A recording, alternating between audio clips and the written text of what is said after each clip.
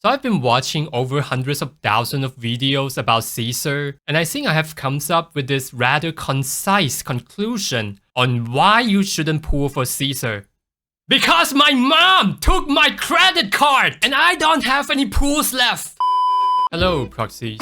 Today I'm stumbled upon these two random NPCs. The police officer probably caught her selling lemonade under the bridge illegally, and I can guarantee you that these two NPCs is going to be absolutely essential to today's topics on who are you going to pull. So we got Jane, Doe, Burnice, and Caesar. But you still have 2 days left when I upload these videos, whether you're gonna pull for her or not. She is currently the most powerful unit in the game. If you don't have any other 5-star, she's that one unit that could clear majority of the endgame content without good teammate and good amount of investment, all just by herself. And you would probably have Cess, which is the best 4-star unit to pair with Jane Doe. She is the perfect representation of one-man army in this game, but with some downsides of being power creeped in the future, potentially judging from the history of Hoyoverse game, but I think it would take a while. Next is Burnice, the only sub DPS in the game. Without any real alternative, the only unit that doesn't need to be on field to deal damage. I think MiHoYo did learn their lesson from Genshin by putting a sub DPS into the limited banner, so they don't accidentally turn this free-to-play goofy little chef to dominate the Genshin for the next 4 years.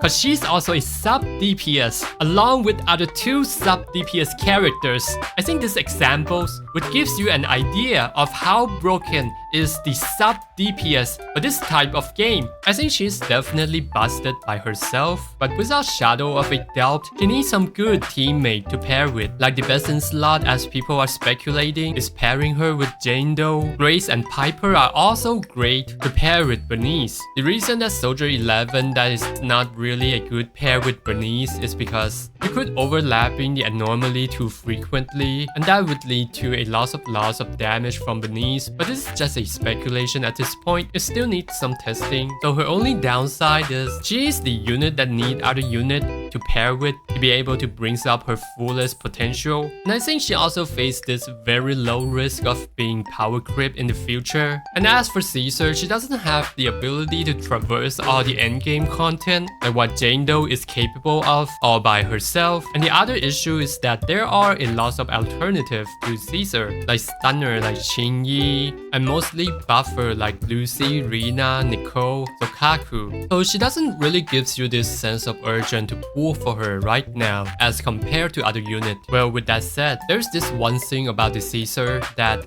every content creator, every theory crafter out there can agree with, is that she has the highest pool value than any agent in the game. Caesar in Sunless Zone Zero is like Furina in Genshin, and Ruan Mei in Honkai Star Rail. It's almost like if you slap them into a random team, they will automatically become the best team in the game. The overpowered support in MiHoYo's game, they all share one thing in common, which is they could fulfill multiple roles in one characters. And as for Caesar, she's not just a shielder who gives you an uninterruptible, massive amount of shield. She is also a fully capable support and a stunner.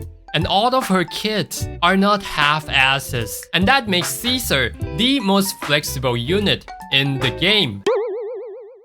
Maybe too flexible. And if we take a look at the MiHoYo's banner history, you would see that the amount of DPS is overwhelmingly higher than the support, so you can expect that she is going to be one of the most future-proof characters in the game. I would say maybe 2 or 3 years for how versatile she is. Let me explain. For all the casual player and the mobile player out there, she would give you most comfortable gameplay ever, because she would grant you this uninterruptible, massive amount of shield, allow you to play it mindlessly for daily basis. You would have a massive quality of life improvement playing this game without worrying about getting hit by the enemies. You're gonna get 4,000 amounts of HP from her shield, and the shield would stay when you switch the characters, and you would get up to 5,600 shield from the signature Wenjin. I have said something that raised people's eyebrows on my last videos more than I expected, that you can actually slap W engine from Stunner to Caesar, like Coleda and Anby's signature, and this craftable one. This is way better than any defense W engine out there, because not only you would get more shield because her shield is scaling with impacts, but also because Caesar herself is such a competent stunner, and you need more impacts to stun the enemy, which I'm gonna talk about it later. So Caesar's uninterruptible shield would be extremely beneficial to units like Joe and Soldier 11. More than half of their damage is coming from the last attacks of the combo. So as you can see from this demonstration, Joe's combo could be interrupted. You're gonna lose a lot of damage in practice. But with Caesar's shield, you can keep attacking without worrying about getting hit. And that would largely increase your DPS in practice. And she also complements the weakness of the mono fire team. They don't have the ability to crowd control the enemy, which Caesar also provides, like this one. Caesar can hold attacks and grouping the enemy together for Soldier 11s to dish out the damage, which is extremely powerful. And as for Jane Doe's team, Caesar's buff can be stacked with the Cez buff. So I have taken a look at the test in the JP side, and this Caesar test is done in Mindscape 0 with signature Wenjin. Unlike the assumption that most of the theory crafter out there did, Nicole would probably perform better than Caesar in Zhuyuan Qingyi team, but the test result doesn't seem to be that way. It turns out that Caesar's in the Zhuyuan Qingyi teams has a noticeable different performance as compared to Nicole's team because of the uninterrupted shield, and the tester himself said that Nicole would have performed better on paper because she simply gives more buff than Caesar. But the test was done in the first half of the Disputed 8, which enemies are extremely aggressive, and that is the main reason why Caesar outperformed Nicole in this case. And the other reason in my own speculation is that the Caesar Qingyi combination would stun enemy faster than Nicole Qingyi team for obvious reason, because Caesar is also a stunner. So you can see from this graph, Caesar is noticeably outperforming any support out there. And the test was done in the context that all of the support are in Mindscape 6, while Rina is in Mindscape 1, which is her most optimal Mindscape. I will just leave the chart right here. You can pause it if you are interested. So you definitely want to consider yourself getting a Caesar if you want to break through the power ceiling to the next level. Basically, Caesar works like a multiplier. The better the roster you have, the better she's going to be. And as for Caesar's stun capability, she could stun the enemy as fast as the stun unit. Depends on how aggressive is the enemy, because she could actively interrupt enemies' attacks while building up days. And that is phenomenal for a unit that could do so many things. But you're also gonna know that stunner like Qingyi and Lycan also gives you extra damage while you're stunning the enemy, and this is what Caesar is not capable of. And I haven't talked about the buffing yet. She buffed more than any support in the game. As you can see from this test result, Caesar without the W engine already buffed more than Rina and Lucy, and not to mention Sokaku.